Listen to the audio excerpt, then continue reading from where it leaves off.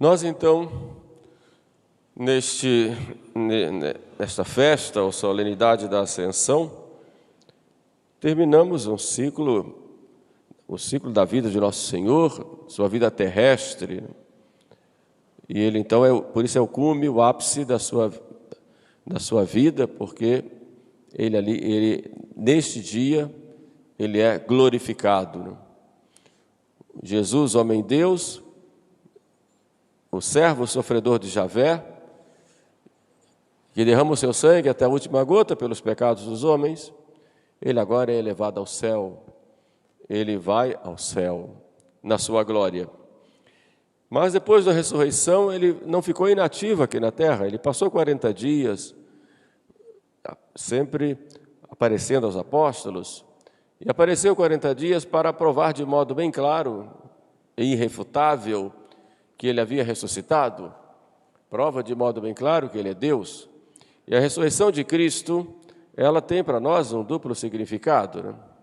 O primeiro, a ressurreição é o atestado que o Pai dá de que Ele é verdadeiro Deus, de que tudo que Ele falou é verdade e de que Ele deve ser seguido. É como se fosse a assinatura embaixo, feita pelo Pai, de tudo aquilo que Jesus fez e ensinou. Então a ressurreição tem esse sentido. Por isso São Paulo diz, se Jesus não tivesse ressuscitado dos mortos, vã seria a nossa fé. Portanto, a ressurreição de Cristo é a prova de que o cristianismo é a religião de Deus, de que a igreja que Jesus fundou é divina, de que sua doutrina é verdadeira e que o caminho que é Ele mesmo nos conduz ao Pai. Na verdade, a nossa fé é a fé numa pessoa, na pessoa de Jesus Cristo, Jesus de Nazaré, Filho de Deus feito homem, que morreu na cruz e ressuscitou. A ressurreição tem esse sentido. No segundo aspecto da ressurreição, é já nos preparar para o fim do mundo. Ou seja, a ressurreição de Cristo já traz para o presente todo o futuro, todo o final da história, em que todos os homens ressuscitarão. Então Jesus já traz para agora, para a sua ressurreição. Então a ressurreição de Cristo é não só como uma nova criação do homem restaurado, e Jesus está aí como esse restaurado, embora ele não tenha pecado algum, mas mostra a natureza humana restaurada, ressuscitada, mas também tem o sentido de ser o fim da história. Na realidade, a ressurreição de Cristo é o fim da história, de modo antecipado. Por isso ele funda a igreja para continuar, mas também um rei que governa. Ele tem todo o poder no céu e na terra, conforme ouvimos ele dizer em São Marcos. É um rei que santifica a cada um de nós com a graça e com os sacramentos, e é um rei que julga. Por isso, como eu disse há pouco, ele virá no fim do mundo para julgar os vivos e os mortos. Ele agora mostra a sua misericórdia para nos salvar, para nos redimir, para nos sustentar, mas no fim da nossa vida, e depois no juízo final, aí vai haver o julgamento. Aí ele vem como juiz para julgar os vivos e os mortos. É interessante esse chamado que Jesus faz para nós, de irmos a Ele. Esse é o fato, o fato histórico da ascensão. Mas isso tem um significado para nós. E qual é o significado? Primeiro, como eu disse, a ascensão é o ápice da história da redenção. Jesus vai para a glória, E nós partimos então com Ele para o céu. E é um chamado à nossa vida espiritual. Nós não somos só corpo, nós somos alma. Somos alma imortal. Quando nós pensamos na morte, temos aquela tentação até de desespero, quando a gente se desespera diante da morte. Na antiguidade havia o ofício das carpideiras, que eram aquelas mulheres que eram pagas para chorar, Choravam, Quando morria alguém, elas eram pagas para chorar, e vinham os tocadores de flauta e choravam, eram pagas, porque a morte era motivo assim de desespero, de rasgar realmente as vestes. Mas para o cristão, o que é a morte para nós? A nossa alma, ela é imortal. Então, na verdade, para o cristão, a morte é uma porta. e se abre para a vida eterna. Nossa alma é imortal. O que é que nos faz viver? O corpo ou a alma? O que é que dá vida ao corpo? A alma. O que é que nos faz pensar? Que isso é a nobreza do ser humano, essa capacidade de pensar, de raciocinar, de ir do conhecido ao desconhecido, de tecer pensamentos, raciocínios, descobrir normas, leis, da própria natureza, por exemplo. O que é que faz isso? O corpo ou a alma? A alma. Porque o homem é capaz de amar, é capaz de dar a vida por alguém ou por um ideal? O corpo ou a alma? A alma. Porque o homem é capaz de escolher entre uma coisa e outra, o que ele quer fazer, buscando o bem, muitas vezes até errando na escolha, achando que é bem ou mal, mas de qualquer forma ele tem essa capacidade de escolher, pelo corpo ou pela alma? Pela alma. E quando o homem morre, o que acontece? É essa alma que sai do corpo. Então podemos dizer que o homem é imortal quanto à alma, e que o corpo descansa e que vai ressuscitar no último dia. E que essa alma, ela é imagem e semelhança de Deus. Deus, que é a sabedoria infinita. A alma é, pois, essa imagem de Deus. Sabedoria infinita. A alma que é imagem de Deus, que ama, que é amor. Então, nisso nós somos diferentes dos animais, que tem também uma alma mortal, diferente da nossa. Apenas um princípio vital.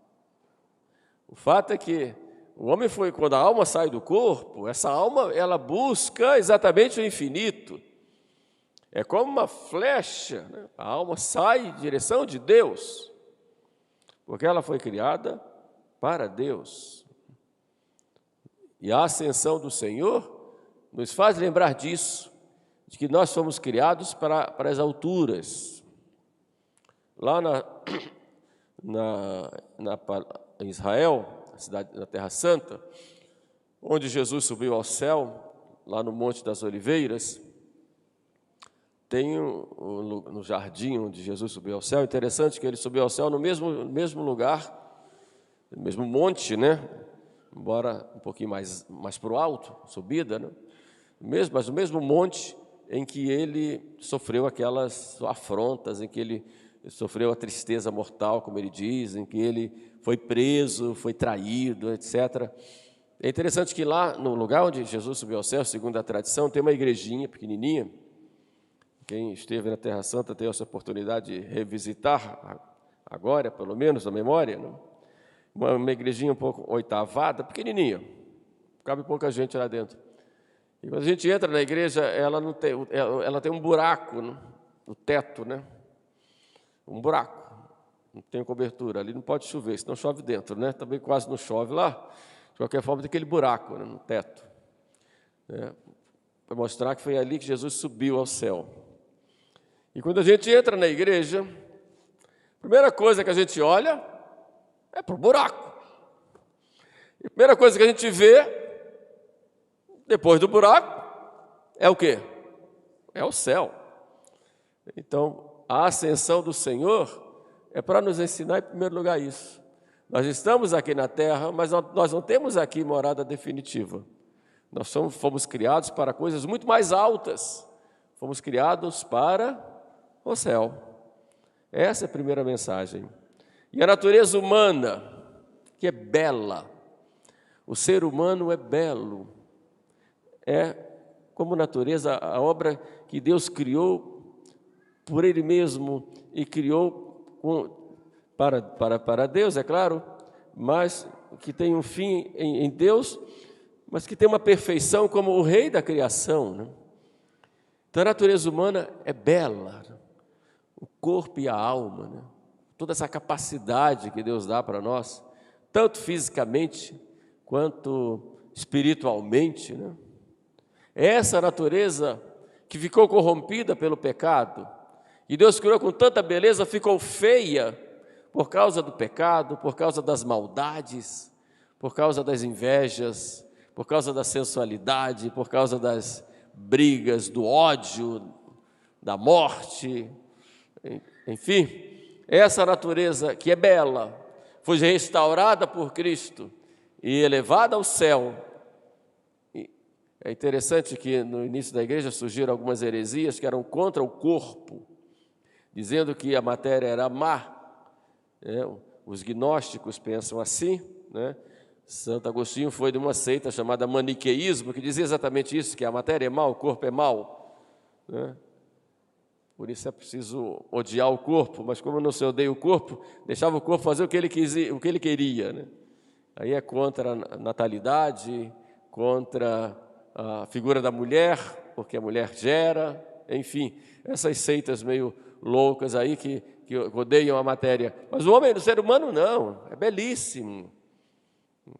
Deus criou e com o seu sopro divino, deu-lhe a vida, deu uma alma imortal. E essa natureza humana que vai ao céu com Jesus, que é homem perfeito e é Deus. E lá no céu Jesus intercede por nós, e lá Ele prepara um lugar para nós, e de lá envia o Espírito Santo. Então esse é o significado da ascensão para nós. Jesus vai como primeiro, para nós irmos com Ele lá para o céu. Agora, enquanto Ele não volta, enquanto estamos aqui na terra, vamos ficar aqui sozinhos? Os apóstolos perguntaram isso, né? E Jesus disse, eu não vos deixarei sós. Dado do Pai, eu vou enviar o outro Consolador, o Espírito Santo. E enviou o Espírito Santo para nós. E fundou a igreja para nós, como uma grande família, como seu corpo místico, né? Que nos alegra, que nos ensina o caminho, que nos orienta, que nos não só ensina, como também nos impulsiona, que nos santifica com os sacramentos, que nos fortalece no dia a dia, né? Assim faz a igreja, né? E Jesus nos dá uma missão, né? A primeira é de sermos testemunhas dele nesse mundo. Nós, como cristãos, como católicos, não somos tantos assim. Católicos que frequentam a igreja, que vão à missa direitinho todos os domingos, não são tantos assim. Na maioria, os que se dizem católicos, no máximo 8 a 10% recebem os sacramentos ou vão à missa. Mas eu quero dizer, esse pouquinho tem que ser um sal no mundo para temperar, né, pelo seu testemunho de vida, né? Tem que ser luz pelo seu testemunho de vida, né? Tem que ser fermento para levar Jesus aos outros, através da palavra, mas sobretudo através do exemplo. Isso é o que Jesus nos manda dizer, nos manda fazer de todos os discípulos meus. E o Espírito Santo vai estar sempre conosco, nos guiando, nos cuidando, nos conduzindo, para que possamos, com a graça de Deus, um dia todos juntos levarmos muitas almas para o céu. Interessante como Nossa Senhora em Fátima diz, muitas almas vão para o inferno por falta de quem reze e faça a penitência por elas. Isso é muito interessante, porque nós podemos, pela nossa oração, não apenas pela pregação, mas pela nossa oração, pelo nosso sacrifício, né, salvar muitas almas. É um mistério dessa comunhão que há entre todos nós, seres humanos, e a comunhão, sobretudo, a comunhão dos santos. Vivamos, pois, nessa esperança. Jesus está conosco na nossa consagrada. Eu estou convosco todos os dias até a consumação dos séculos. Está conosco na Santa Igreja, que apesar de ter tantas dificuldades, né, tantos sofrimentos, a igreja está firme, né?